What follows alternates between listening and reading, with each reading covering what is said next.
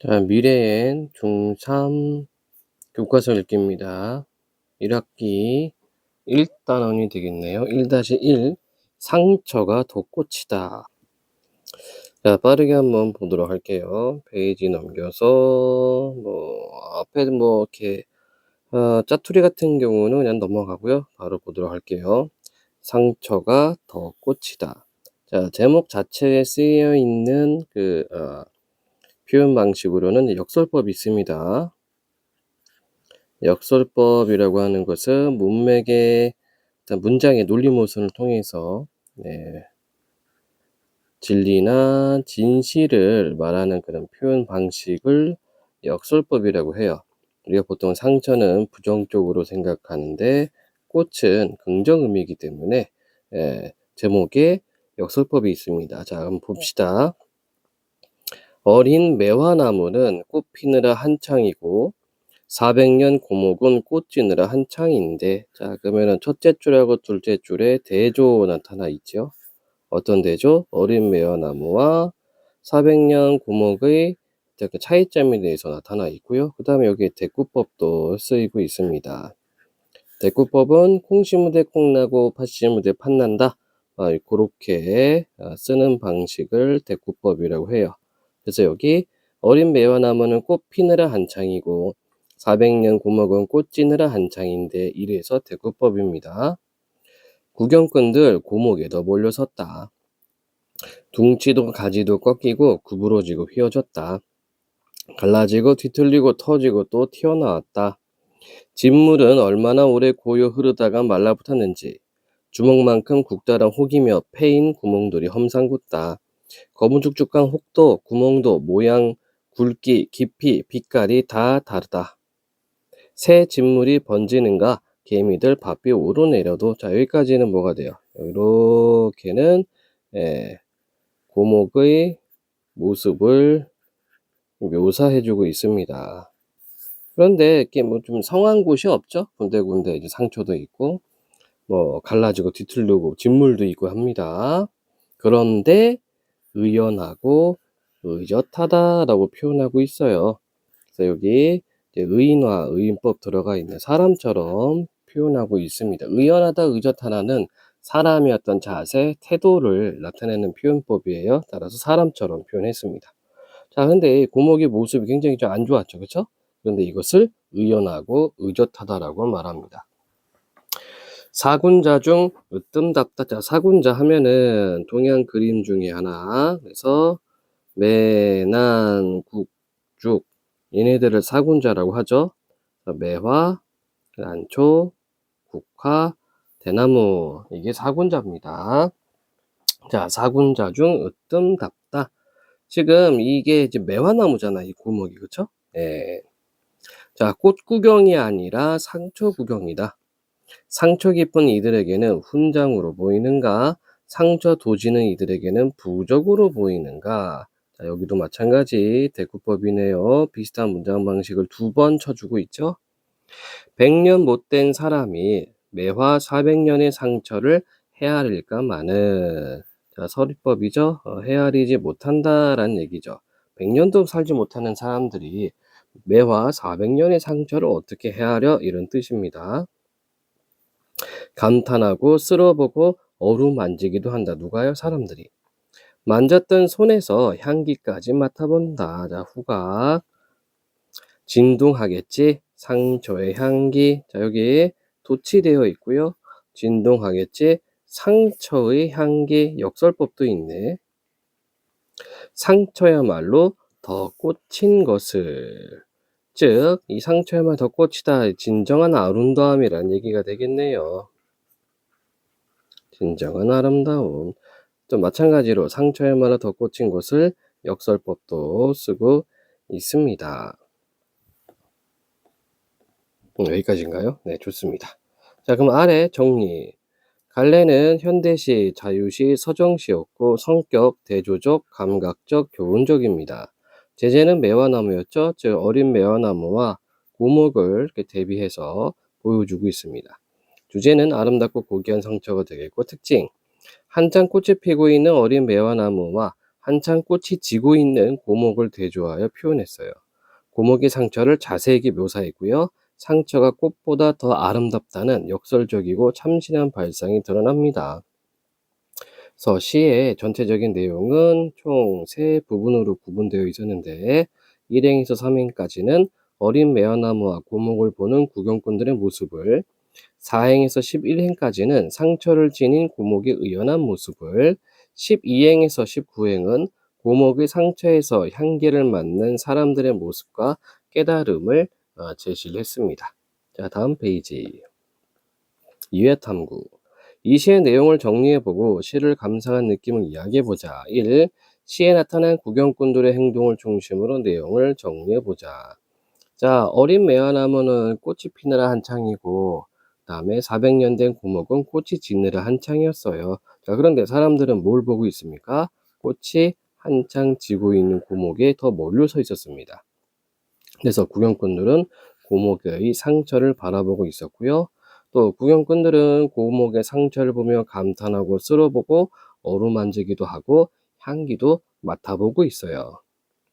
자, 이 시를 감상한 느낌이나 시에 담긴 아름다움을 이야기해보자. 그러니까 고목이죠. 400년 된 고목. 상처가 많지만 의연하게 서 있는 고목의 모습에서 감동을 받을 수도 있고, 상처에서 향기가 난다는 표현이 참신하기도 하고요. 또 사람들이 꽃보다 상처에 더 주목하고 있는 것이 인상적이다. 이렇게 볼 수 있겠네요. 네, 좋습니다. 다음 페이지. 이 시에 담긴 시인의 심미적 인식을 파악해보자. 1. 이 시와 관련한 시인이 어떤 경험을 했을지 추측해보자.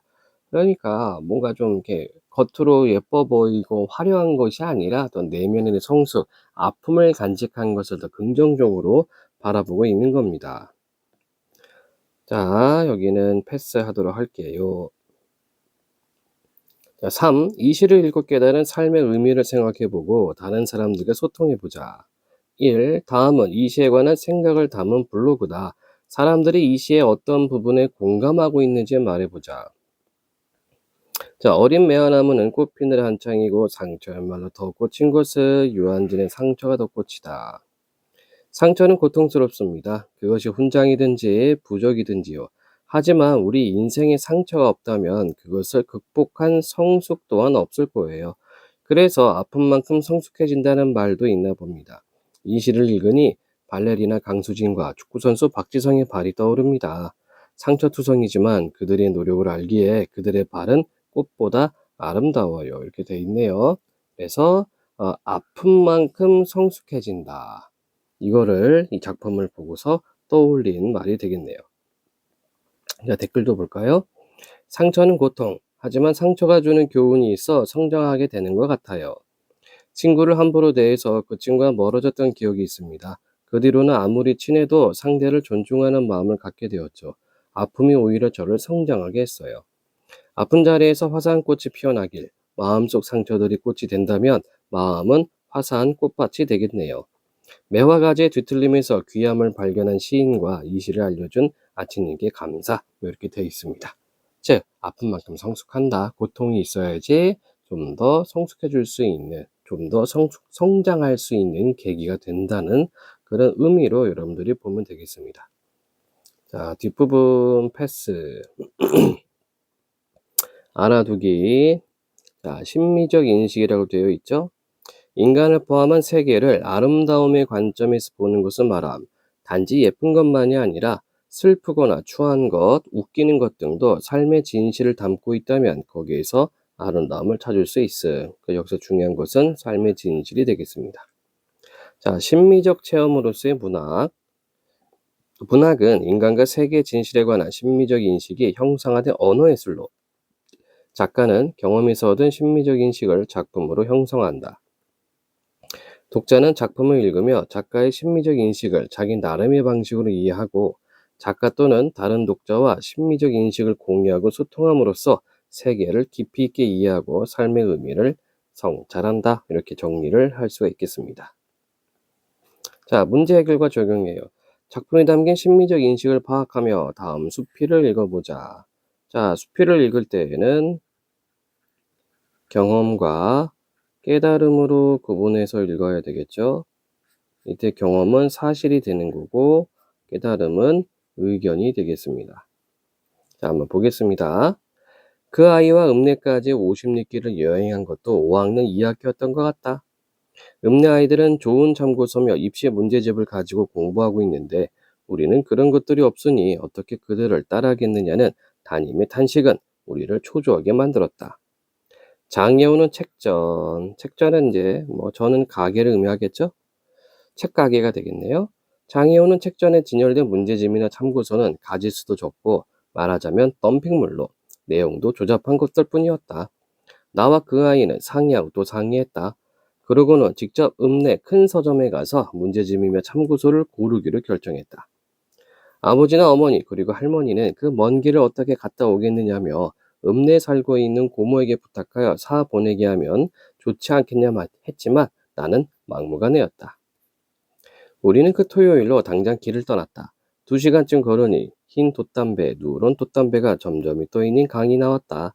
강을 따라 다시 1시간쯤 가니 살구꽃이 만발한 나루를 건너니 널따란 채마밭을 끼고 큰 길을 또 1시간쯤 걸으니 읍내였다. 자, 요렇게가 이제 읍내를 향해서 가는 과정이 되겠네요.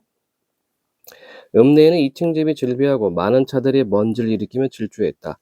나는 숨이 턱 막히는 것 같았다. 병이 나서 삼촌의 등이 업혀 읍내에 들어와 본 일이 있었지만 내 발로 걸어 들어오기는 처음이었던 것이다. 무덤으로 서점을 찾아갔을 때는 이미 거리에 어둑어둑 땅거미가 깔리고 서점에는 환하게 전등불이 켜져 있었다. 너무 책이 많아 정신을 차리지 못하는데 점원이 우리에게 찾는 책을 물었고 우리가 말하다 책을 찾아주었다. 우리는 자세히 보지도 않고 책값을 냈고 그 책들을 배낭에 넣고 밖으로 나왔다. 밖은 이미 한밤중이 되어 있어 나는 더러 겁이 났다. 그래도 저녁은 먹어야겠어서 가까이 있는 식당을 찾아 들어갔다. 잠은 고모네 집을 찾아가 자기로 정해져 있었다. 이렇게 돼 있네요. 자, 그러니까 책을 사러 가서 굉장히 좀 여행 가는 듯한 그런 느낌이 되어 있죠. 갈래는 수필이었고 성격은 회상. 자, 회상은 지나간 과거를 떠올리는 것이 회상이라고 그래요. 수필의 당연한 성격 중에 하나입니다. 서사죠. 서사라는 말은 이제 이야기성을 가지고 있고 묘사. 그래서 이제 읍내에 가는 길들을 묘사를 했습니다. 제재는 초등학교 때 친구와 읍내 갔던 일. 주제, 읍내라는 새로운 세계를 만난 신기함과 도움을 준 아저씨들에게 느꼈던 고마움. 어린 시절 추억에 관한 그리움. 특징, 어린 시절의 추억을 회상하여 쓴 그림. 시간의 흐름에 따라 사건을 제시함. 글쓴이가 본 풍경을 구체적으로 묘사함. 이렇게 되어 있네요. 자, 계속해서 보도록 하겠습니다. 밥을 시켜 먹고 있는데 옆자리 아저씨들이 우리가 촌에서 온 것을 알고는 말을 붙였다. 나는 책을 사러 왔다는 말을 하고 찾아갈 고모네 집 주소가 적힌 쪽지를 내밀었다. 야, 너희들 멀리서 왔구나. 그러면서 쪽지를 받아든 그는 이거 너무 멀잖아 했다. 고모네 집까지는 걸어서 1시간도 더 걸린다는 것이었다. 결국 우리는 군청 직원이 그 아저씨들을 따라가 군청 숙직실에서 자고 아침밥까지 얻어먹었다. 이튿날 다시 서점에 가서 이번에는 동화책들을 뒤졌는데 포도와 구슬로 익숙해 있던 현덕의 소설집 남생이를 어린이물로 알고 산 것도 이때다. 그러니까 이 남생이는 동화가 아닌데 어린이물로 알고 샀다는 얘기죠. 돌아오는 길은 훨씬 즐거웠던 것 같다. 먼지가 폭삭되는 길, 강가의 널따란 채마밭, 강바람에 날리는 살구꽃잎들, 나루터의 늙은 사공, 새파란 강물에 드문드문 박힌 노랗고 흰 도칠단 배들. 이때 본 이런 것들은 군청 마당의 늙은 느티나무와 마음씨 좋은 직원의 웃는 모습, 그리고 현덕의 소설 군맹의 속에 인물들이 만수 또는 점숙의 모습과 함께 아직도 내 뇌리에 짙은 색깔의 그림으로 박혀 있다. 자, 어떻게 보면은 요즘하고는 조금 다른 시대가 되겠죠. 그쵸? 요즘은 뭐 보고 싶은 책이 있으면은 인터넷으로 주문해서 뭐 다음 날이나 다다음 날 이렇게 배달 받기도 하고, 또 빠르면 아침에 주문하면은 저녁에 또 배달이 완료되기도 하죠. 근데 이 수필리에서는 책을 사러 읍내까지 이제 왕복으로 걸어서 왔다 갔다 하는 거였어요. 거의 1박 2일이 걸렸습니다. 그쵸? 자, 1. 이 글에 나타난 글쓴이의 경험을 시간의 흐름에 따라 정리해보자. 나와 그 아이는 직접 읍내 큰 서점에 가서 책을 사기 위해 길을 떠났다. 읍내 서점에서 정신없이 책을 구경하고 샀다. 식당에서 만난 군청 직원을 따라가 숙직실에서 자고 아침밥도 먹었다. 집으로 돌아온 길은 훨씬 즐거웠다. 이렇게 이야기 구성이 되어 있습니다. 자, 일의 경험을 하면서 글쓴이가 무엇을 느꼈을지 추측해보자. 자, 이 경험은 글쓴이에게 어떤 의미가 있었을까? 새로운 세계를 만나는 것은 자신에게 도전이 된다는 걸 깨달았을 거야. 그래서 글쓴이는 처음으로 읍내에 나가서 매우 뿌듯하고 설레었을 거야. 자신을 도와준 아저씨들의 따뜻한 마음에 감동했을 거야. 힘들었던 읍내 나들이를 끝내고 집으로 돌아왔을 때 느꼈던 편안하고 즐거운 기분이 오래도록 기억에 남았을 거야 등등 정리해 볼 수 있겠죠? 자, 아래는 패스하겠습니다. 자, 여기도 패스. 모둠 활동이기 때문에 쭉 넘어가고요. 정리점검. 자, 상처가 더 꽃이다 해서 배운 내용을 떠올리며 빈칸에 들어가 알맞은 말을 넣어보자. 매화나무 구경꾼들은 고목의 상처를 훈장이나 부족으로 여기며 감탄하고 어루만지고 향기까지도 맡아본다. 시인은 꽃 구경보다 상처 구경을 더 열심히 하는 구경꾼들의 모습을 관찰하면서 상처가 꽃보다 더 아름답다라고 인식한다. 그러니까 역설적 인식이 되겠죠. 자, 마지막으로 틀리면 X. 작가는 자신의 의미 있는 경험이나 정서를 문학작품으로 표현하여 독자와 공유하고자 하나 당연하고요. 독자는 문학작품을 읽으며 작품에 담긴 심미적 인식을 공유함으로써 인간과 세계의 진실을 더 깊이 이해하게 됩니다. 문학작품에 담긴 심미적 인식을 공유하기 위해서는 보통 사람들이 겪을 수 없는 특별한 일을 소재로 삼아야 된다. 아니죠. 보통 사람들이 겪는 일을 바탕으로 합니다. 자, 그 다음에 쭉 넘어가도록 하고, 이번에는 1-2 노새 2마리 소설을 보도록 하겠습니다. 30조 노새 2마리. 자, 먼저 이 작품 제재를 보면요. 1970년대 산업화 도시화 시대에 고향을 떠나 도시로 이주한 가족이 도시에 적응하는 과정 속에서 겪는 일을 다루고 있습니다. 인물의 행동이나 말, 소재 등의 과거의 삶이 잘 드러나 있어 이를 오늘날의 삶에 비추어 감상해 볼 수가 있겠습니다. 자, 미리 말하자면 이제 노새 2마리는 진짜 노새, 찐 노새랑 그다음에 이제 아버지를 의미를 하죠. 예. 한번 볼까요? 그 골목은 몹시도 가팔랐다. 아버지는 그 골목에 들어서기만 하면 미리 저만치 앞에서부터 마차를 세게 몰아가지고는 그 힘으로 하여 단숨에 올라가곤 했다. 그러나 이 작전이 매번 성공하는 것은 아니고 더러는 마차가 언덕의 중간쯤에서 더 올라가기를 못하고 멈추춤거릴 때도 있었다. 그러면 아버지는 이마에 심줄을 잔뜩 돋우며 이랴 이랴 하면서 노새의 잔등을 손에 휘감고 있는 긴 고삐줄로 3번 4번 후려쳤다. 노새는 그럴 때마다 뒷다리를 바득바득 바둥거리며 안간힘을 쓰는 듯 했으나 그쯤 되면 마차가 슬슬 아래쪽으로 미끄러져 내리기는 할망정 조금씩이라도 올라가는 일은 드물었다. 그러니까 노새들이 힘드네요. 물론 마차에 연탄을 많이 실었을 때와 적게 실었을 때에도 차이는 있었다. 적게 실었을 때는 그깟거 달랑달랑 단숨에 오르기도 했지만 그런 때는 드물고 대개는 짐을 가득가득 싣고 다녔다. 가득 실으면 대충 500장에서 600장까지 실었는데 아버지는 그때야만 다소 신명이 나지. 그렇죠? 왜냐면 이제 자기가 연탄을 많이 팔았으니까.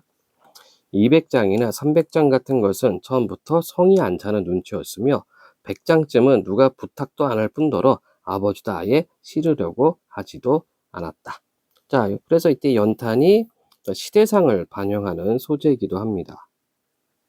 1970년대를 나타내고 이때는 연탄 보일러를 뗐어요. 지금은 뭐 가스, 도시가스를 쓰지만은 또는 중앙난방을 하지만 60, 70년대에서는 연탄을 난방용으로 쓰기도 했습니다. 우리 동네는 변두리였으므로 얼마 전까지도 모두 그날그날 벌어먹고 사는 사람들이 많아 연탄 배달도 일거리가 그리 많지 않았다. 기껏해야 구멍가게에서 두 서너 장을 사서는 새끼줄에 대롱대롱 매달고 가는 게 고작이었다. 그랬는데 2, 3년 전부터 아직도 많은 빈터의 집터가 다져지고 하나둘 문화주택이 들어서더니, 자, 이것도 시대상을 나타내는 말이에요, 문화주택. 그래서 이제 슬레이트 지붕이 생기고 좀 번듯한 그런 주택 단지가 생기기 시작했어요. 70년대에. 문화주택이 들어서더니 이제는 제법 그럴듯한 동네 꼴이 잡혀갔다. 원래부터 있던 허름한 집들과 새로 생긴 집들과는 골목 하나를 경계로 하여 그물 긋듯 나눠져 있었는데, 먼 데서 보면 제법 그럴싸한 동네로 보였다. 일단 들어와 보면 지저분한 헌 동네가 이웃에 널려 있지만 그냥 먼발치로만 보면 2층 슬래브 집들에 가려 딱지딱지 붙은 판잣집 등속이 보이지 않았으므로 서울의 변두리에 흔한 여느 신흥부라 새로 만든 마을로만 보였다. 자, 그래서 이때 슬래브 집들이 이제 문화주택이 되는 거죠. 근데 그 사이에 이제 판잣집도 있고, 그러니까 가난한 그런 그 동네의 모습이 뒤섞여 있다는 얘기입니다. 동네가 이렇게 바뀌자 그것을 가장 좋아한 사람 중에 하나가 아버지였다. 아까 말한 대로 그전에는 동네 사람들이 연탄을 두 서너 장, 많아야 2, 30장씩만 사가는 터여서 아버지의 일거리가 적고, 따라서 이곳에서 2, 3km나 떨어진 딴 동네까지 배달을 가야 했는데, 동네에 새 집이 많이 들어서면서부터는 그렇게 먼 걸음을 하지 않아도 되었기 때문이다. 그런 집에서 연탄을 한 번 들여놓았다 하면 몇 달씩 떼니까 자주 주문을 하지 않아서 아버지의 일감이 이 동네에서 끝나는 것만은 아니고 여전히 타 동네까지 노새 마차를 몰긴 했지만 그전보다는 자주 먼 곳까지 가지 않아도 된 것만은 사실이었다. 새 동네. 우리는 우리가 그전부터 살던 동네를 구동네, 문화주택들이 차지하고 들어선 동네를 새 동네라 불렀다.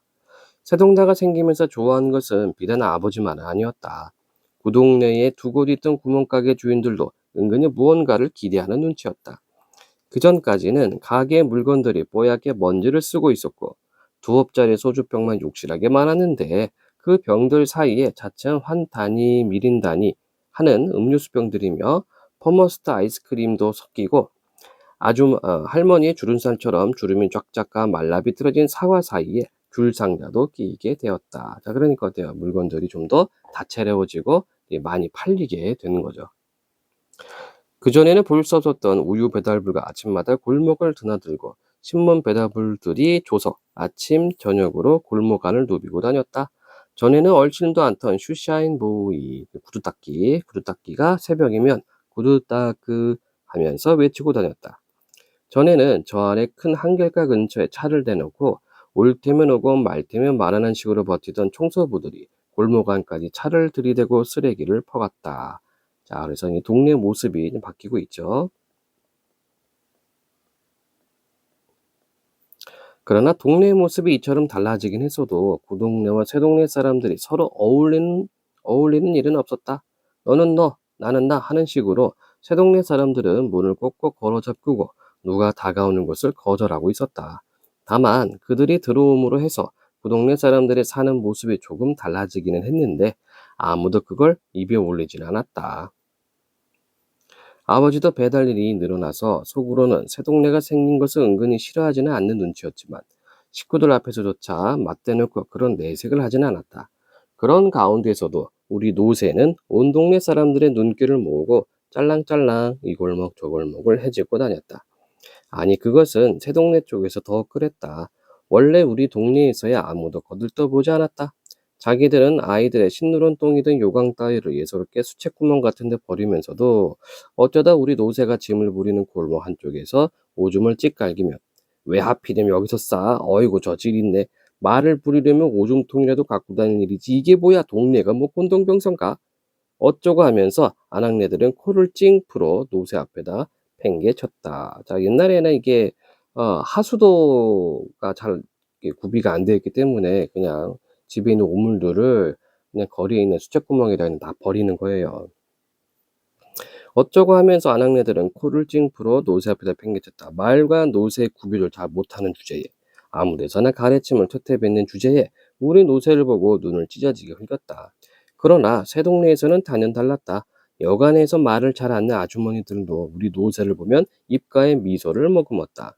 개 중에는 아이 귀여워 오랜만에 보는 노새인데 하기도 하고 어머 지금도 노새가 있었네 하기도 하고 아니 이게 노새 아니에요 아주 예쁘게 생겼네 하기도 하고. 자, 그래서 이제 구동네와 예, 새 동네에서의 이 노새를 바라보는 관점이 다르죠. 구동네는 약간 좀 꺼려하고 멀리한 듯 하는데 새 동네에서는 좀 반가워합니다. 어머 어머 이게 망아지는 아니고 네? 노새라고요? 아 노새가 이렇게 생겼구나 하면서 모가지에 매달린 방구를 한번 만져보려다가 노새가 고개를 젓는 바람에 찔끔 놀라기도 했다. 비단 연탄 배달을 간 집에서만이 아니라 이 근처의 길을 가던 사람들도 우리 노새를 힐끗 쳐다본 순간 분명히 다소 놀라는 기색으로 다시 한번 거들떠보곤 했다. 대야를 옆에 끼고 볼이 빨갛게 익은 채 목욕 갔다 오던 아주머니도 부드러운 눈길로 노새를 바라보고 다정하게 나더리를 가려고 막 대문을 나서던 네 분도 우리 노새가 짤랑짤랑 지나가면 그것 하는 표정으로 한동안 지켜보고 파 한 단 사가지고 젠 걸음으로 쫄쫄거리고 가던 식모 아가씨도 잠시 발을 멈추고 노새를 바라보았다. 무엇보다도 우리 노새를 보고 좋아하는 것은 새동네 아이들이었다. 노새만 지나가면 지금까지 하던 공차기나 배드민턴을 멈추고 한동안 노새를 따라왔다. 야, 노새다! 한 아이가 외치면 다른 아이들도 덩달아 외쳤다. 그래, 그래, 노새다! 야, 이게 노새구나! 그래, 임마, 너 몰랐니? 듣기는 했는데 보기는 처음이야. 야, 귀 한번 대빵 크다. 힘도 세니? 그럼 저것 봐. 저렇게 연털 많이 신고 갔지 않니? 아이들이 이러면 나는 나의 시커먼 몰골로 생각하지 않고 어깨가 으슥해졌다. 자, 그러니까 나는 어때요? 나는 노새를 좀 이렇게, 이렇게 자부심을 가지고서 있어요. 아버지도 그런 심정일까? 이런 때는 그럴 만한 대목도 아닌데 괜히 이랴 이랴 하면서 고삐를 잡아 끌었다. 나는 사실 새동네 아이들을 그리 좋아하지 않았다. 걔네들은 집안에서 뭘 하는지 도무지 밖에 나오는 일도 드물었는데 나온다 해도 저희네끼리만 어울리지 우리 구동네 아이들을 불러주지 않았다.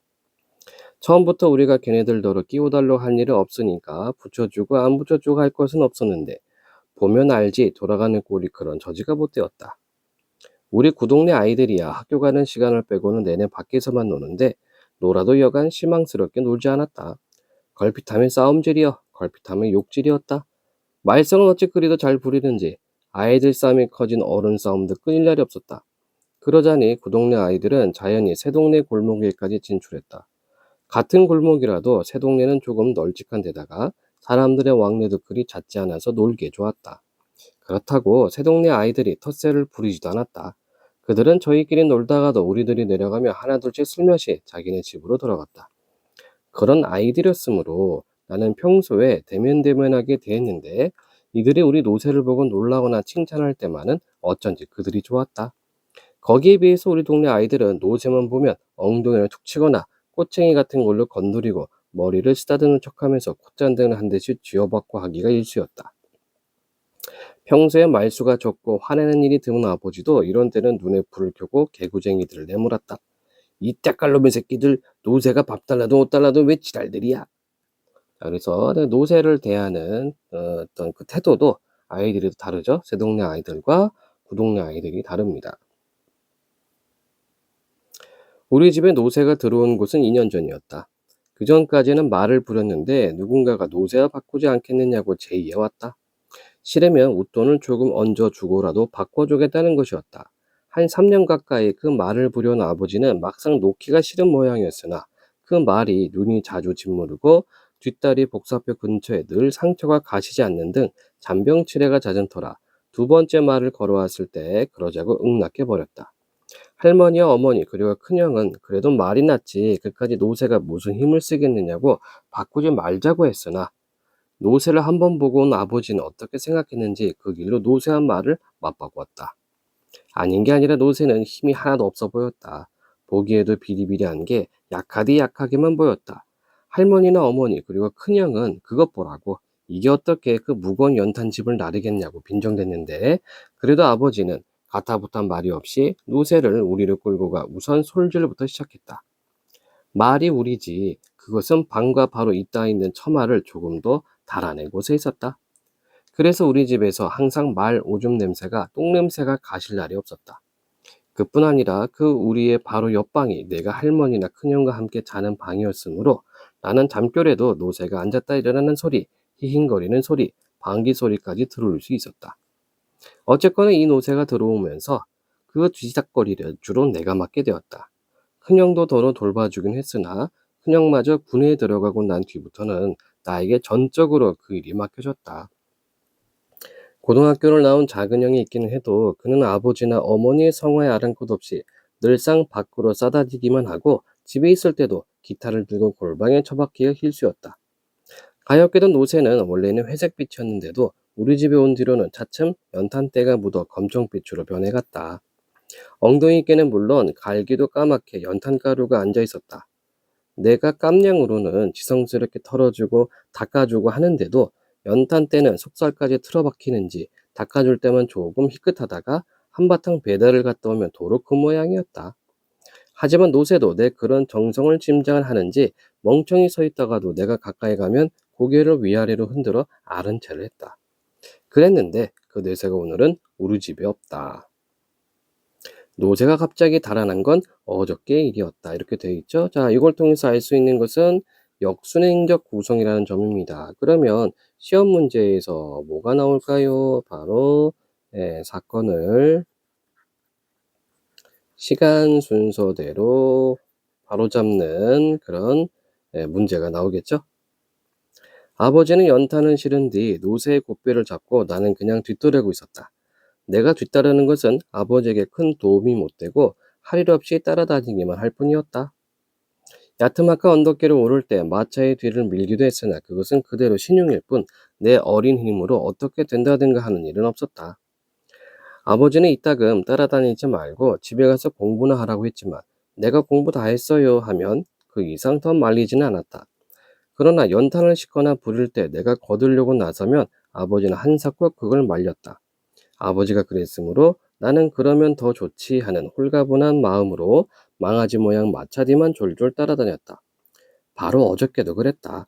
새동네 두 집에서 200장씩 갖다 달라고 해서 아버지는 연탄 400장을 싣고 새동네로 돌아가는 그 가파른 골목길을 들어서고 있었다.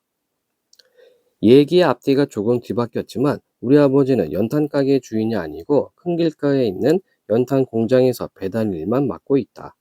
그러므로 연탄 공장의 배달 주임이 어느 동네 어느 집에 몇 장을 날라다 주라고 하면 그만한 양의 탄을 실어다 주고 거기에 따르는 구전만 받으면 그만이었다. 자, 구전은 뭐 노동의 대가가 되겠죠. 그런데 한 가지 자랑스러운 일은 아버지는 아무리 찾기 힘든 집이라도 척척 알아낸다는 것이다. 연탄 공장 사람들의 설명이 미처 끝나기도 전에 알마나오 한마디면 그만이었다. 열이면 열 거의 틀리는 일이 없었다. 오죽하면 공장 사람들도 마차 영감은 집 찾는데 귀신이라니까 하면서 혀를 내두를까. 그들도 아버지에게 실려 보내면 마음이 놓인다는 것이었다.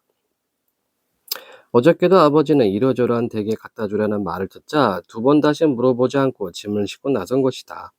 그 가파른 골목길 어귀 이르자 아버지는 미리 노새고삐를 낚아잡고 한다름에 올라갈 채비를 하였다. 그러나 어쩐 일인지 다른 때 같으면 400장 정도 싣고는 힘 안 들이고 올라설 수도 있는 고기인데도 이날따라 오름길 중턱에서 턱 걸리고 말았다. 아버지는 하는 눈치더니 고삐를 거머쥐고 힘껏 당겼다. 이마에 힘줄이 굳게 돋았다. 얼굴이 빨개졌다. 나는 얼른 달라붙어 죽어라고 밀었다. 그러나 길바닥에는 살얼음이 한 겹 살짝 깔려 있어서 마차를 미는 내 발도 줄줄 미끄러져 나가기만 했다. 노새는 앞뒤발을 딱딱 소리를 낼 만큼 힘껏 땅을 밀어냈으나 마차는 그때마다 살얼음 위에 노새의 발자국만 하얗게 긁힐 뿐 조금도 올라가지 않았다. 아직은 아래쪽으로 밀려내리지 않고 제자리에 버티고 선 것만도 다행이었다. 사람들이 몇 명 지나갔으나 모두 쳐다보기만 할 뿐 아무도 달라붙지는 않았다. 자, 도와주지 않고 있죠. 그전에도 그랬다. 사람들은 얼핏 도와주고 싶은 생각이 났다가도 상대가 연탄마차인 것을 알고는 감히 손을 내밀지 못했다. 도대체 어디다 손을 댄단 말인가? 제대로 하자면 손만 아니라 배도 착 붙이고 밀어야 할 판인데 그랬다간 옷을 모두 망치지 않겠는가? 옷을 망치면서까지 친절을 베풀 사람은 이 세상엔 없다고 나는 믿어오고 있다. 그건 그렇고 그런 시간에도 마차는 자꾸 밀려 내려오고 있었다. 돌을 괴려고 주변을 살펴보았으나 그만한 돌이 얼른 눈에 띄지 않을 뿐더러 그나마 나까지 손을 놓으면 와르르 밀려 내려올 것 같아서 손을 뗄 수가 없었다. 아버지는 평소에 그답지 않게 사정없이 노새에게 매질을 해댔다. 이랴! 오라질 놈의 노새 이랴! 노새는 눈을 뒤집어 까다시피 하면서 바득바득 악을 쏟았으나 판은 이미 그른 판이었다. 그때였다. 노새가 발에서 잠깐 힘을 빼는가 싶더니 마차가 아래쪽으로 와르르 흘러내렸다. 자, 이제 사건이 벌어졌죠. 뒤미쳐 노새가 고꾸라지고 연탄 더미가 떼구르르 무너졌다. 아버지는 밀려 내려가는 마차를 따라 몇 발짝 뒷걸음짐을 치다가 홀랑 물구나무 서는 꼴로 나자빠졌다. 나는 얼른 한옆으로 비켜섰기 때문에 아무 일도 없었다. 그러나 정작 일은 그 다음에 벌어지고 말았다. 허우적거리며 마차에 질질 끌려가던 노새가 마차가 내박쳐진 자리에서 벌떡 일어서더니 뒤도 안 돌아보고 냅다 뛰기 시작한 것이다. 자, 노새가 도망친 겁니다. 정확히 말하면 벌떡 일어섰다가 순간적으로 아버지와 내가 있는 쪽을 힐끔 쳐다보고는 이내 뛰어버린 것이다. 마차가 넘어지면서 무엇이 부서져 몸이 자유롭게 된 모양이었다. 내 노새! 아버지는 넘어진 채 그 경황에도 뛰어가는 노새를 쳐다보더니 얼굴이 새하얘졌다. 그러나 그런 망설임도 그때뿐. 아버지는 힘들게 일어서자 딴 사람이 되어 빠른 걸음으로 노새를 뒤쫓았다. 내 노새! 내 노새! 아버지는 크게 소리 지르는 것도 아니고 그렇다고 입안의 소리도 아닌 엉거주춤한 소리로 연방 내면서 노새가 달려간 곳으로 뛰어갔다. 나도 얼른 아버지 뒤를 따랐다. 노새는 10m쯤 앞에 뛰어가고 있었다. 뒤미처 앞쪽에서는 악악 하는 비명소리가 들렸다. 사람들이 이제 놀라는 거죠. 노새 때문에. 어깨에 스케이트 주머니를 메고 오던 아이들 둘이 기겁을 해서 길 옆으로 비켜서고 뒤따라오던 여학생 한 명이 엄마 하면서 오던 길을 달려갔다. 손자를 업고 오던 할머니 한 분은 이런 하면서 어쩔 줄 몰라 하다가 그 자리에 폭삭 주저앉고 말았다. 막 옆골목을 빠져나도 택시가 찍 브레이크를 걸더니 덜렁 한바탕 춤을 추고 멎었다. 금세 이 집 저 집에서 사람들이 쏟아져 나와서 골목은 어느 사이 수많은 사람들이 모여 웅성대기 시작했다. 왜 그래 무슨 일이야 말이 도망갔다 나봐 무슨 말이 저기 뛰어가지 않아? 올라 그렇군 말이 뛰어가는군 별꼴이야 말마차가 지금도 있었군. 이런 웅성거림 속을 아버지는 두 주먹을 불끈 쥐고 뜀박질 쳐갔다. 내놓으세. 그때 나는 아버지보다 몇 발짝 앞서 있었다. 아버지의 허헉 소리가 들려왔다. 하지만 노새는 우리보다 훨씬 빨랐다. 노새는 이미 큰 길로 나가고 있었다. 드디어 아버지는 큰 길로 나오자 덜컥 그 자리에 주저앉고 말았다. 노새는 이제 보이지 않았지만 나는 노새보다도 아버지의 일이 더 큰 일일 것 같아서 뛰던 것을 멈추고 아버지의 손을 잡아 끌어일으키려고 했다. 한데 아버지는 쉽게 일어나지는 못했다. 왜 그래요? 실망, 절망, 충격이죠. 아버지의 눈은 더할 수 없는 실망과 깊은 낭패로 가득 차 나는 제대로 쳐다보지도 못하고 슬며시 고개를 돌리다가 이내 축 처지고 말았다. 얼굴 근육이 실룩거리는 것이 옆 얼굴에도 보였다. 불현듯 슬픔이 북받쳐 내 눈도 숨벅거렸으나 나는 그것을 억지로 참고 계속해서 아버지의 팔목을 이끌었다. 아버지 여기서 이렇게 앉아있으면 어떻게 해요? 노새를 찾아야죠. 지나가는 사람들이 우리 부자의 이런 모습을 구경거리라는 듯이 잠깐 쳐다보았다. 그래. 아버지는 힘없이 일어났으나 나는 어디를 어떻게 가야 할지 그저 막막하기만 했다. 아버지도 그런 눈치인 듯 나를 한번 덤덤히 쳐다보다가 아무 말 없이 앞장을 서기 시작했다. 두 사람 중 아무도 내박쳐진 마참의 연탄 얘기를 꺼내지 않았다. 그 뒤처리도 큰일일 테니 말이다. 터덜터덜 걸어서 내 거리까지 온 우리는 정작 그때부터 막막함을 느꼈다. 동서남북 어느 쪽으로 가야 할 것인가. 자, 이제 노새를 잡아야 되죠. 아버지 이렇게 하면 어때요? 둘이 같이 다닐 게 아니라 따로따로 헤어져서 찾아보도록 해요. 내가 이쪽 길로 갈 테니까 아버지는 저쪽 길로 가세요. 네? 아버지는 아무 말 없이 나와는 반대 방향으로 걸어갔다. 아버지와 헤어진 나는 사뭇 뛰었다. 사람들은 거리에 가득 넘쳐 있었다. 크고 작은 자동차는 뿡빵거리면서 싱싱 달려가고 달려오고 하였다. 5층 건물, 3층 건물의 질미한 거리는 언제나처럼 분주했다.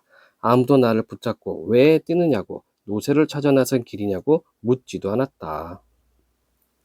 아무도 네가 찾는 노새가 방금 저쪽으로 뛰어갔다고 걱정 말라고 일러주지 않았다. 나는 이 사람에게 툭 부딪히고 저 사람에게 탁 부딪히면서 사뭇 뛰었다. 그러나 뛰면서도 둘레둘레 사방을 쳐다보는 것을 잊지 않았다. 벌써 거리는 조금씩 어두워지고 있었다. 이미 앞 이마에 헤드라이트를 켠 자동차도 있었다. 나는 그런 자동차들이 막 뛰어다니는 노새를 보였다. 파랑 노새, 빨강 노새, 까만 노새들이 마구 뛰어다니는 것이 아닌가. 자, 자동차들이 노새를 보이는 이유는 간단하죠. 노새를 빨리 잡고 싶어요. 그러다 보니까 차들을 노새처럼 보이는 겁니다. 바람같이 달리는 놈, 슬슬 가는 놈, 엉금엉금 기는 놈, 갑자기 멈추는 놈, 막 가다가 획 돌아서는 놈. 그것은 가지가지였다. 그런데도 그 중에 우리 노새는 없었다. 두 귀가 쫑긋하고 눈이 멀뚱멀뚱 크고 코가 예쁘고 앙증맞게 살이 찐 엉덩이에 까맣게 연탄가루가 묻어 반질반질하고 우리 사촌 이모 머리채처럼 꼬리를 길게 늘어뜨린 우리 노새는 안 보였다. 자, 이걸 통해서 알 수 있는 거, 노새에 대해서 좀 긍정적인 생각을 가지고 있습니다. 어디까지 왔는지도 몰랐다. 차츰 다리가 아프기 시작했다. 배도 고프기 시작했다. 그러고 보면 나는 오늘 점심도 설친 채였다. 아이들하고 한참 놀다가 집에서 점심을 몇 술 뜨는 둥 마는 둥 하다가 아버지 일이 궁금하여 연탄 공장에 갔었는데 그때 마침 아버지가 짐을 싣고 나오는 것이었다. 그러나 나는 걸음을 멈출 수가 없었다. 노새를 찾아야 한다. 노새를 찾아야 한다는 마음이 내 걸음에 앞서 몇 번 고꾸라지기도 했다. 더러는 어떤 신사 아저씨 옆구리에 넘어지듯 부닥치기도 했는데 그러면 그 아저씨는 녀석아 어쩌고 하면서 못마땅하게 쳐다보고 더러는 어떤 아주머니의 치마꼬리를 밟기도 하였는데 그러면 그 아주머니는 얘가 왜 이래? 눈을 어디 두고 다녀? 하면서 호통을 치기도 하였다. 그럴 때마다 나는 미안해요. 우리 노새를 찾느라고 그래요. 하고 뇌까렸으나 그것이 입 밖으로 말이 되어 나오지는 않았다. 입안이 메말라서 도무지 말을 하고 싶지도 않았다. 언뜻 내가 왜 이렇게 쏘다니고 있을까? 노새가 어디로 간지도 모르고 왜 이렇게 방황해야만 하는가 하는 생각이 없지도 않았으나 그런 마음에 앞서 내 눈은 부산하게 거리의 구석구석을 살피고 있었다. 그러고 보면 나는 그동안 우리 노새와 깊이 정이 들어있었는지도 몰랐다. 자다가도 바로 옆 마구간에서 노새가 투레지라는 소리, 발을 들었다 놓았다는 소리를 들으면 왠지 마음이 놓였고 길에서 놀다가도 저만치서 아버지에게 끌려오는 노새가 보이면 후딱 달려가 그 시커먼 엉덩이를 한번 두들겨 주기도 했다. 그러면 저도 나를 알아보는지 그 큰 눈을 한번 크게 치떴다가 내리곤 했다. 아이들은 그런 나를 더욱 놀려댔다. 비리비리 노새 새끼. 그리고 나더러는 까마귀 새끼라고 말이다. 까마귀 새끼라는 것은 우리 아버지가 까맣게 연탄가루를 뒤집어 쓰고 다닌 데서 그 아들인 나를 가리키는 말이다. 사실 아버지는 노상 시커먼 몰골을 하고 다녔다. 옷은 물론 국방색 신발도 어느새 깜장 구두가 되어 있었다. 손, 얼굴 할 것 없이 온몸이 검정투성이었다. 어쩌다가 행하고 코를 풀면 콧물조차도 까맸다. 그런 가운데서도 눈 하나만은 쾌간이 크게 빛났다. 아이들은 그런 아버지를 보고 까마귀라고 불러댔으나 차마 대놓고 그러지는 못하고 만만한 나만 보면 까마귀 새끼라고 놀려댔다. 하지만 저희네들 아버지는 별것이었던가? 영길이네 아버지는 조그만 기계와 연탄불을 피워가지고 다니면서 뻥소리와 함께 생쌀을 납작하게 눌러 튀겨내는 장사를 하고 있었고, 뻥튀기 장사죠. 종다리네 형님은 번데기 장수였다. 순철이네 아버지는 시장 경비원이었고, 귀달래 아버지는 포장마차에서 장사를 하고 있었다. 그래서 우리는 영길이더러 뻥, 종다리더러는 뻔이라는 별명을 붙여주었으며 순철이 귀다리도 모두 하나씩 별명을 가지고 있었다. 그러니까 내가 까마귀 새끼라는 별명을 가지고 있다는 것은 어떻게 보면 당연한 것이고 별로 억울할 것도 없었다. 내가 집에 돌아온 것은 밤 10시도 넘어서였으나 아버지는 그때까지 돌아오지 않고 있었다. 할머니와 어머니는 동네 사람들의 귀뜸으로 미리 사건을 알고 있었던지 내가 들어서자 얼른 뛰어나오며 허겁지겁 물었다. 찾았니? 아버지는 어떻게 되셨어? 내가 혼자 들어서는 걸 보면 찾지 못한 것을 뻔연히 알면서도 어머니는 다그쳐 물어댔다. 어머니는 나에게 밥을 줄 생각도 하지 않고 한숨만 내리시고 올려쉬곤 하였다. 아버지가 돌아온 것은 통행금지 시간이 거의 되어서였다. 자, 시대적 상황 우리가 또 판단할 수 있네요. 통행금지 시간. 예상한 일이지만 아버지는 빈몸이었고 형편없이 힘이 빠져 있었다. 그때까지 식구들은 아무도 잠들지 않았다. 작은 형도 일이 일인지라 기타도 치지 않고 죽은 듯이 방 안에만 처박혀 있었다. 아버지를 보고도 아무도 말을 하지 않았다. 다만 할머니만이 말을 걸었다. 이제 오니? 네. 그뿐 아버지는 더는 말이 없었다.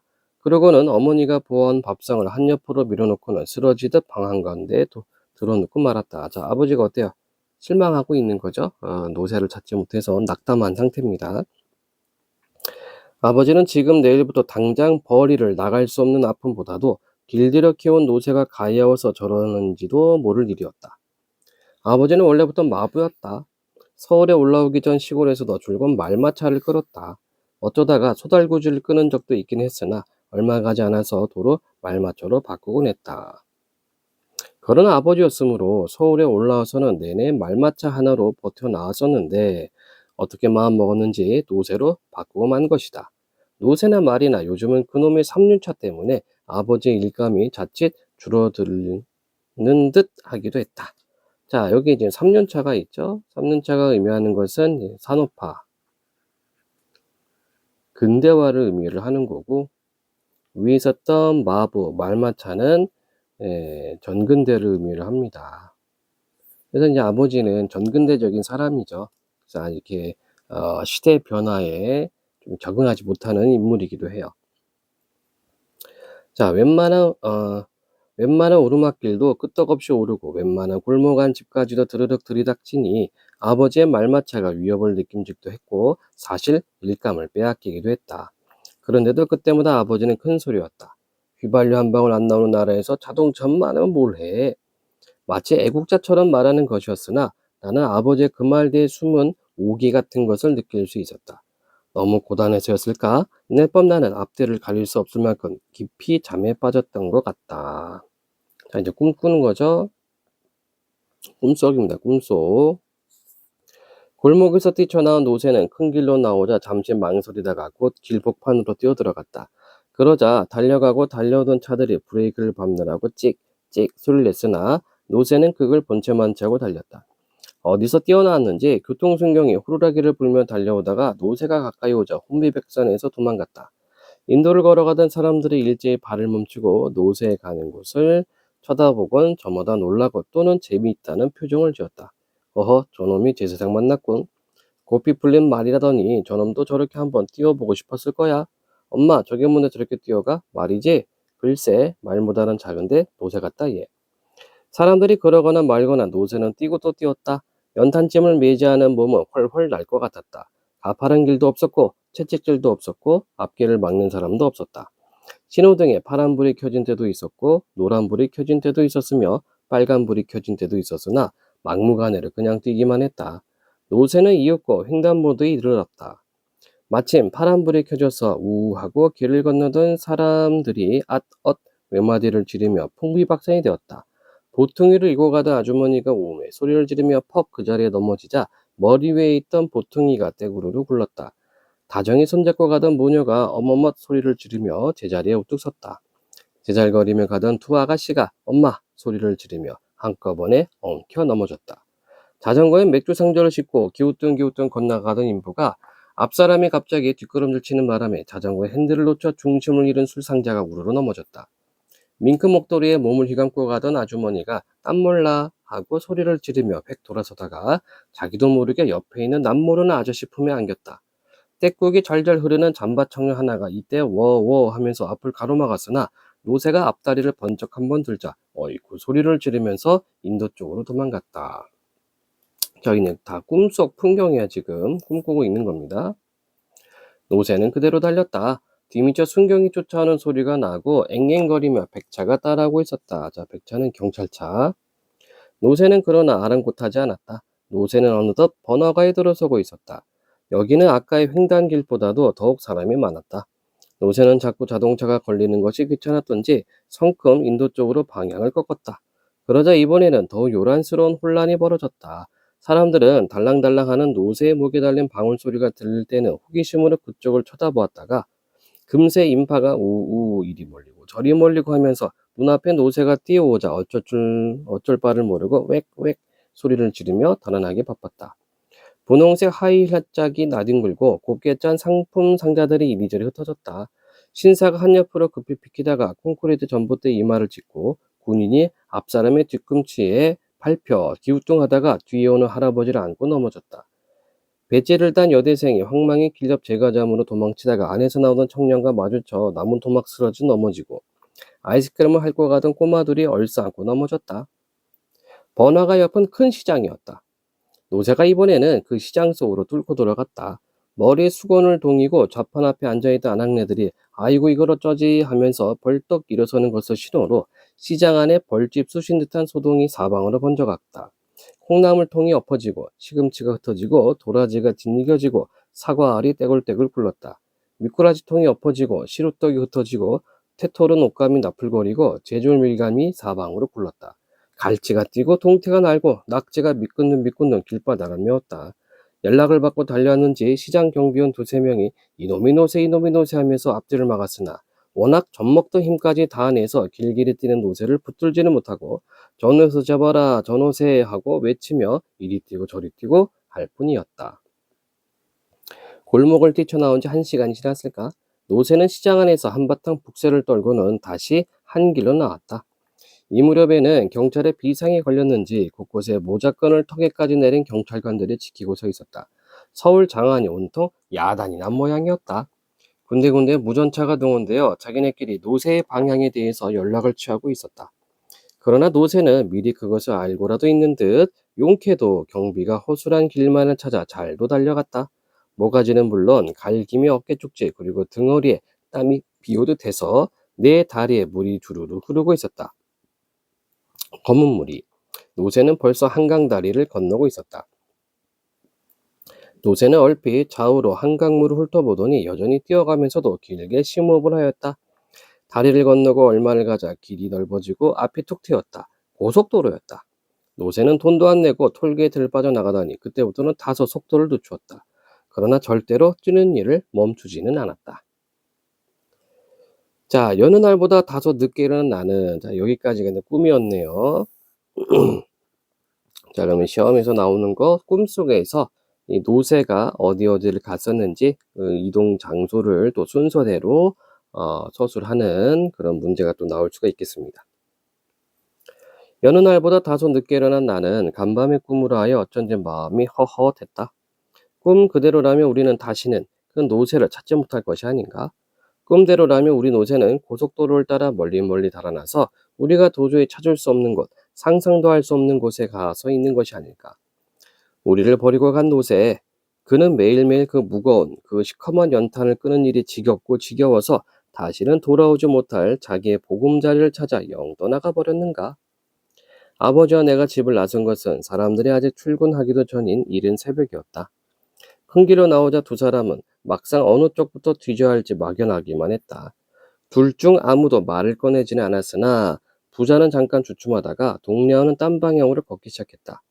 새벽이라 그런지 사람은 그리 많지 않은데 날씨가 몹시도 찼다. 길은 단단히 얼어붙고 바람은 메웠다. 귀가 따갑게 아려오는 듯하자 아랫도리로 냉기가 찰싹찰싹 달라붙었다. 아버지, 시장으로 가봐요. 나는 언뜻 간밤에 꾸민 생각났다. 시장은 왜? 혹시 알아요? 노새가 뛰어가다가 시장기가 들어 시장으로 갔는지. 자, 여기는 지금 언어 유희가 되죠? 말장난을 지금 해놨습니다. 시장기는 이제 배고픔. 나는 말해놓고도 좀 우스웠지만 아버지도 별 싱거운 녀석 다 보겠다는 듯이 시큰둥한 태도였다. 아버지는 키가 컸다. 그래서 그런지 급히 서둘지도 않고 보통 걸음으로 걷는데도 나는 종종 걸음을 쳐야 따라갈 수 있었다. 나는 할 수 없이 한 손을 내밀어 아버지 손을 잡았다. 아버지 손은 크고 투박하고 나무 토막처럼 단단했다. 끌려가듯 따라가면서도 나는 좀 우스웠다. 이날까지는 이런 일을 생각할 수도 없었다. 아버지와 손을 잡고 길을 걷는다는 것은 꿈에도 상상할 수 없는 일이었다. 그렇게 지내왔는데 오늘 나는 아주 자연스럽게 아버지와 손을 맞잡고 길을 걷고 있다. 좀 우쭐한 생각이 들었다.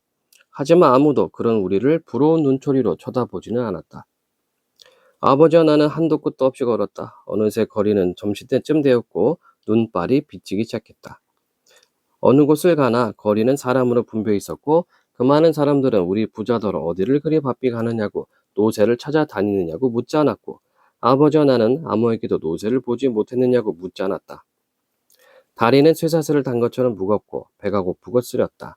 나는 그런 우리가 옛날 얘기에 나오는 길 잃은 나그네 같다고 생각했다. 길은 멀고 해는 저물었는데 쉬어갈 것이라고는 없는 그런 처지 같았다. 아무리 가도 인간은 나타나지 않고 멀리서 깜빡깜빡 비치는 불빛도 없었다. 보이느니 거친 산과 들뿐 사람이나 노새는 보이지 않았다.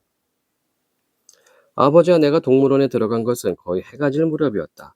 어떻게 해서 동물원에 들어오게 되었는지 나는 잘 기억해낼 수가 없다. 둘 중에 아무도 동물원에 들어가자고 말한 사람은 없었는데 어째서 발길이 이곳으로 돌려졌는지 모른다. 정처 없이 걷다가 마침 닿은 곳이 동물원이어서 그냥 대수롭지 않게 들어왔는지도 모르겠다. 하여튼 나는 희한한 곳을 다 왔나 싶었다. 내 경우 동물원에 와본 것은 지금까지 딱 한 번밖에 없었으니까. 그것도 어린이날 무료 공개한다는 바람에 동네 쪼무레기들과 함께 와본 것뿐이었다. 그때는 사람들에 치여 제대로 구경도 못했는데 지금 나는 구경꾼도 별로 없는 동물원을 더구나 아버지와 함께 오게 되었으니 참 가다가는 별일도 있는 것이구나 하였다. 남들 눈에는 한가하게 동물원 구경을 온 다정한 부자로 비칠 것이 아닌가? 동물원 안은 조용하고 을씨년스러웠다. 동물들은 제 집에 처박혀 있거나 가느다란 석양이 비치는 곳에 웅크리고 있거나 하였다. 막상 들어온 아버지는 그런 동물들을 별로 눈여겨보지 않았다. 동물들의 우리를 보다가 하늘을 보다가 할 뿐 눈에 초점이 없었다. 칠면조도 사자도 호랑이도 원숭이도 사슴도 그런 눈으로 건성건성 보고 지나갈 뿐이었다. 그러다 아버지가 잠시 발을 멈춘 곳은 얼룩말이 있는 우리 앞이었다. 얼룩말은 두 마리였다. 아버지는 그러나 그 앞에서도 멍하니 서 있기만 하지 이렇다 할 감정 표시를 하지 않았다. 나는 그런 아버지를 한번 쳐다보고 얼룩말을 한번 쳐다보고 하였다. 그러다가 아버지의 얼굴이 어쩌면 그렇게 말이나 노새와 닮았는지 모르겠다고 생각하였다. 그렇게 생각하고 보니 꼭 그랬다. 길게 째진 감정이 없는 눈이며 노상 벌름벌름한 코, 하마 같은 입, 그리고 덜렁하니 큰 귀가 그랬다. 아버지가 너무 오래 말이나 노새를 다뤄와서 그런 건지 애당초 말이나 노새 같은 사람이어서 그런 짐승과 평생을 같이 온 것인지는 알 수는 없으나 막상 얼룩말 앞에 세우는 아버지는 영락없는 말의 형상이었다. 자, 그래서 애당초 말이나 노새 같다. 즉 아버지의 그 고달픈 삶을 내가 알고 있기 때문에 아버지의 모습이 노새나 말처럼 보이는 겁니다. 자, 동물원을 나왔을 때 이미 거리는 밤이었다. 이번엔 집 쪽으로 걸었다. 그럴 수밖에 우리는 더 갈 데가 없었던 것이다. 우리 동네가 저만치 보였을 때 아버지는 바로 눈앞에 있는 대포집에서 발을 멈추었다. 그러니까 대포집 간단하게 이제 술 한잔 할 수 있는 곳. 힐끗 나를 돌아보고 나서 다짜고짜 나를 술집으로 끌고 돌아갔다. 이런 일도 전에는 없던 일이었다. 술집 안에는 사람들이 가득 차서 왁왁 떠들어대고 있었다. 돼지고기를 굽는 냄새, 찌개 냄새, 김치 냄새가 집 안에 가득했다. 사람들은 우리를 의아스러운 눈초리로 쳐다보았으나 이내 시선을 거두고 자기들의 얘기 속으로 다시 들어갔다. 나는 들어가자마자 그 냄새들을 힘껏 마셨다. 아니, 배고프니까. 쓰러질 것 같았다. 아버지는 소주 한 병과 안주를 시키더니 안주는 내 쪽으로 밀어주고 술만 거품 마셔댔다. 아버지는 술이 약한 편이어서 저러다가 어쩌나 하고 걱정이 되었다. 아버지 그만 드세요. 몸에 해로워요. 응. 대답하면서도 아버지는 술잔을 놓지 않았다. 얼마나 지났을까? 안주를 계속 주워 먹었으므로 어느 정도 시장기를 면한 나는 비로소 아버지를 쳐다보았다. 이제부터 내가 노새다. 이제부터 내가 노새가 돼야지 별 수 있니? 그놈이 도망쳤으니까 이제 내가 노새가 되는 거지. 자, 이 부분은 가장으로서 책임감이 드러나는 부분이기도 합니다. 그래서 이제 절망하지 않고 내가 일할 수밖에 없다. 라는 다짐을 하는 부분이기도 해요. 기분 좋게 취한 듯한 아버지는 놀라는 나를 보고 히힝 한번 웃었다. 나는 어쩐지 그런 아버지가 무섭지만은 않았다. 그러면 형들이나 나는 노새 새끼고 어머니는 암노새고 할머니는 어미노새가 되는 걸까? 나도 아버지를 따라 히히히 웃었다. 어른들은 이래서 술집에 오는 모양이었다. 나는 안주만 집어 먹었는데도 술 취한 사람 마냥 턱없이 즐거웠다. 노새가족. 노새가족은 우리 말고는 이 세상에 또 없을 것이다. 그러나 이러한 생각은 아버지와 내가 집에 당도했을 때 무참히 깨어주고 말았다. 네, 절망감에 휩싸이게 된다는 얘기죠. 우리를 본 어머니가 허둥지둥 달려나와 매달렸다. 이걸 어쩌고세 경찰서에서 당신 오래요. 그놈의 노새가 사람을 다치고 가게 물건들을 박살냈대요. 이걸 어쩌지? 노새는 찾았대? 찾거나 그러면 괜찮게요. 노새는 온데간데 없고 사람들만 다치고 하니까 누구네 노새가 그랬는지 수소문 끝에 우리 집으로 순경이 찾아왔죠 뭐요. 오늘 낮에 지서에서 나온 사람이 우리 노새가 튀는 바람에 여기저기서 많은 피해를 입었으니 도로 무슨 법이라거나 하는 법으로 아버지를 잡아 넣어야겠다고 이르고 갔다는 것이었다. 아버지는 술이 확 깨는 듯 그 자리에서 선 채 한동안 눈만 뜨륵뜨륵 굴리고 서 있더니 힝 하고 코를 풀었다. 그리고는 아무 말 없이 시적시적 문 밖으로 걸어 나갔다. 자, 그러니까 막 지금만 다짐을 하고 왔죠. 내가 노새끼다. 내가 노새가 되어야지. 가장으로서 책임감을 불태우고 왔는데 집에 오니까 안 좋은 소식을 들은 거예요. 그러니까 더 그 다짐이 좌절될 수밖에 없죠. 나는 아버지 하고 뒤를 따랐으나 아버지는 돌아보지도 않고 어두운 골목길을 나가고 있었다. 나는 그 순간 또 한 마리의 노새가 집을 나가는 것 같은 착각을 일으켰다. 그러고는 무엇인가가 뒤통수를 때리는 것을 느꼈다. 자, 이걸 바로 뭡니까? 아버지의 어떤 어려움, 힘겨움, 가장으로서 책임감을 어렴풋하게 느끼게 된 겁니다. 아, 우리 같은 노새는 어차피 이렇게 비행기가 붕붕거리고 헬리콥터가 앵앵거리고 자동차가 빵빵거리고 자전거가 쌩쌩거리는 대처 큰 도시에서는 발붙이기 어려운 것인가 하는 생각이 들었다. 자, 그러면 비행기, 헬리콥터, 자동차, 자전거가 의미하는 바는 산업화, 도시화를 의미하겠죠? 산업화, 도시화, 근대화를 의미합니다. 언젠간 남편이 택시 운전수인 철수 어머니가 하던 말, 최소한도 자동차는 굴려야지 지금이 어느 때인데 노새를 부려 했다는 말이 생각났다. 그래서 자동차와 노새의 차이점이 되겠죠? 아까도 얘기했다시피 자동차는 도시화, 산업화, 근대화를 나타내는데 노새는 전근대적인 그런 모습이라고 생각하면 되겠습니다. 그러나 그것은 잠깐 동안이고 나는 금방 아버지를 쫓았다. 또 한 마리의 노새를 찾아 캄캄한 골목길을 마구 뛰었다. 그래서 이 작품은 현대소설, 단편소설이 되겠고요. 성격은 사실적, 상징적입니다. 배경은 1970년대의 겨울 서울 변두리 동네가 되고, 주제, 급변하는 시대 상황에 적응하지 못하는 도시 빈민의 고단한 삶. 특징, 나라는 어린아이 시선으로 아버지 삶을 객관하게 보여준다. 노새라는 소재를 통해 대도시에 적응하지 못한 아버지의 삶을 상징적으로 보여주고 있습니다. 자, 중요한 게 있죠? 소재의 의미. 자, 노새는 변화에 적응하지 못하는 존재고, 비행기, 헬리콥터, 자동차, 자전거는 산업화, 도시화로 인한 변화입니다. 노새 두 마리의 의미는 우리 집 노새와 아버지가 되겠고, 시대에 적응하지 못하고 힘겨운 삶을 살아가는 존재를 노새라고 표현하고 있어요. 자, 이해와 탐구. 자, 이거를 다음과 같이 정리할 때 빈칸에 들어가 알맞은 말을 써보자. 자, 마찬가지입니다. 이게 역순행적 구성을 가지고 있었죠. 그러니까 사건을 여러분들이 시간 순서대로 이렇게 정리할 수가 있어야 됩니다. 패스하고요.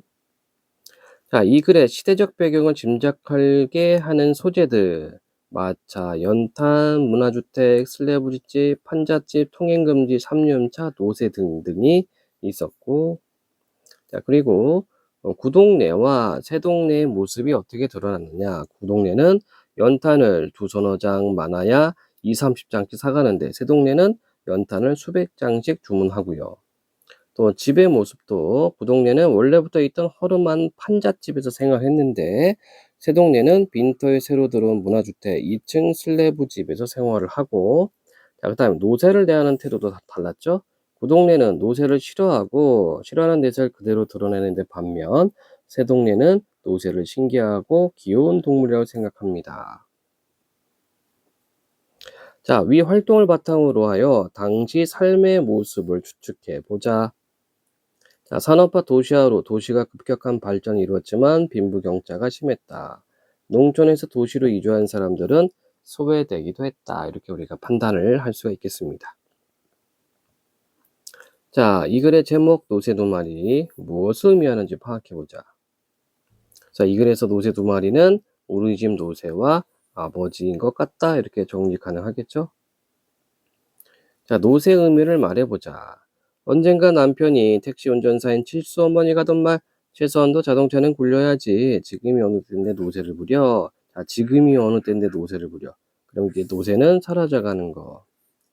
시대의 변화에 적응하지 못한 것. 힘없고 약한 것. 이렇게 되겠습니다. 자, 3. 오늘날 노세와 비슷한 것은 무엇을 찾아보고 그 까닭을 말해보자. 자, 노세와 비슷한 것, 즉 어떤 빠르게 변화하는 시대에 적응하지 못하는 것, 이런 것들을 여러분들 찾아보면 되겠죠. 자, 이 글의 주요 장면에 담긴 가치를 생각해보고 자신의 삶과 연결지어보자. 이렇게 되어 있네요. 자, 여기서는 아버지가 뭐라고 얘기를 하고 있습니까? 휘발유 한 방울 안 나온 나라에서 자동차만 많으면 뭐해? 이렇게 되어 있어요. 그래서 아버지 성격을 본다면은 변화하는 시대에 발맞추지 못하고 노세만 고집하다가 삶의 형편이 어려워진 것, 이렇게 볼 수 있을 테고, 삶은 어려웠지만 자신의 주관대로 꿋꿋하게 살아가는 모습, 이렇게도 판단할 수가 있겠습니다.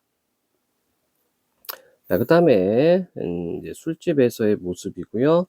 노세가족은 우리 말고는 이 세상에 또 없을 것이다. 이렇게 돼 있어요. 이 부분을 통해서는 어떤 긍정적인 측면, 나가 긍정적으로 생각하는 것을 판단할 수 있겠죠. 그래서 시대가 흘러도 가족을 위로하고 사랑하는 마음은 변하지 않는다.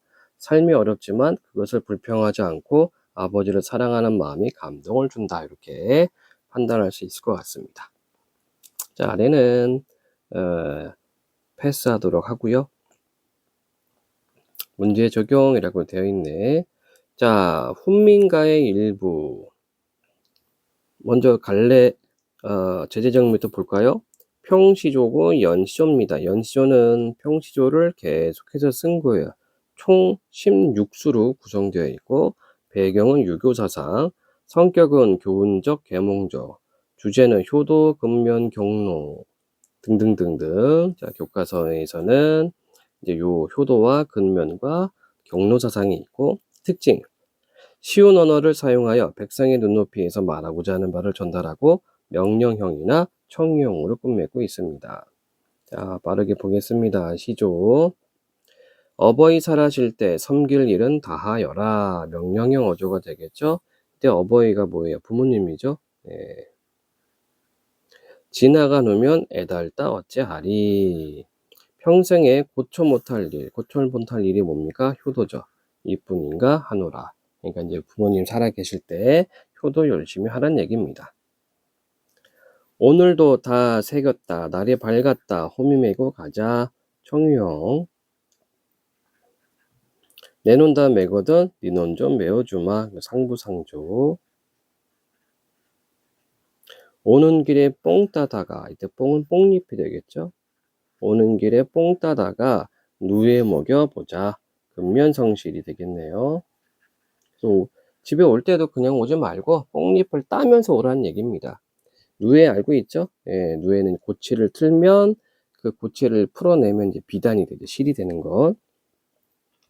이고진 젊은이. 자, 짐을 이고진 저 늙은이 짐 풀어 나를 주어. 노인 공경. 나는 젊었거니 돌이라 무거울까. 서리법 무겁지 않다는 얘기죠. 늙기도 서러운데 짐조차 지실까. 노인에 대한 연민들이 이렇게 나타나 있습니다. 그래서 제 16수에서는 공경, 공사상이 나타나 있습니다. 자, 넘어가겠습니다. 자, 이 시조의 각 수에서 작가가 권유하고 있는 행동을 정리해보자. 제4수에서는 부모님이 살아계실 때 잘 섬겨야 한다. 제13수는 날이 새며 호미를 메고 나가서 내 눈을 다 매면 다른 사람의 눈도 메어준다. 상부상조. 제16수는 노인의 짐을 들어준다. 공경. 이렇게 정리할 수 있겠죠. 이 시조의 각 수에서 작가가 추가하는 가치, 4수는 효도, 13수는 근면 상부상조, 16수는 노인 공경. 자, 뉴스를 한번 볼까요? 어르신들 잠시 쉬어 건너세요. 전북 전주시 덕진 지구대에 근무하는 오땡땡 지구대장은 8개월 전 차디찬 땅바닥에 앉아 신호등의 신호가 켜지기만을 기다리고 있던 한 할머니를 보게 됐다. 그는 할머니에게 어찌 된 일인지 물었고, 할머니는 기력이 떨어져서 힘이 없다면서 신호등이 켜질 때까지 바닥에 앉아 있으려고 한다고 말했다. 할머니의 모습이 너무나 안타까웠던 오 대장은 어르신을 비롯해 몸이 불편한 장애인, 임산부, 아동 등 약자를 위한 의자를 설치하기로 마음먹었다. 자, 이런 게 이제 공사사항이 되겠죠. 자, 아래 부분 패스하고 그다음에 여기로 넘어가도록 하겠습니다. 자, 정리점검이 되겠네요. 노새 두 마리에서 배운 내용을 떠올리며 빈칸에 들어가 알맞은 말을 넣어보자. 연탄, 판잣집, 슬래브지, 삼류차 등은 작품에 반영된 삶의 모습을 나타내는 소재고, 그래서 여기에 1970년대의 모습을 보여줬죠. 나는 동물원에서 아버지의 얼굴이 말이나 노새를 닮았다고 생각합니다. 노새와 아버지는 시대변에 적응하지 못하고 고단한 삶을 살아가는 존재를 의미했어요. 자, 다음 OX 1. 시대적 배경이 드러나는 소재나 인물 간의 대화 등을 통해 작품이 반영된 당시 삶의 모습을 추측해 볼 수가 있고, 과거의 삶이 반영된 작품을 감상하면서 오늘날에도 변하지 않는 가치 또는 현대인의 관점에서 새롭게 평가할 수 있는 가치를 발견할 수가 있죠. 아래는 패스하도록 하겠습니다. 자, 우리말 힘껏 집어내던지다, 내박치다. 말이나 당나귀가 코로 숨을 쉬며 투루루 소리를 내다 투레질하다. 보기에 날씨나 분위기 따위가 몹시 스선하고 쓸쓸한 데가 있다. 을지는스럽다. 눈꺼풀이 움직이며 자꾸 감겼다 떠졌다 한다. 씀벅거리다. 자, 큰 새라는 뜻의 한 새가 변한 말 황새. 곤란이 발음이 용정된 변한 말 곤란. 이렇게 되겠네요. 자, 이렇게 해서 노새 두 마리까지 정리를 했습니다. 그래서 1단원 교과서 읽기를 마치도록 합니다.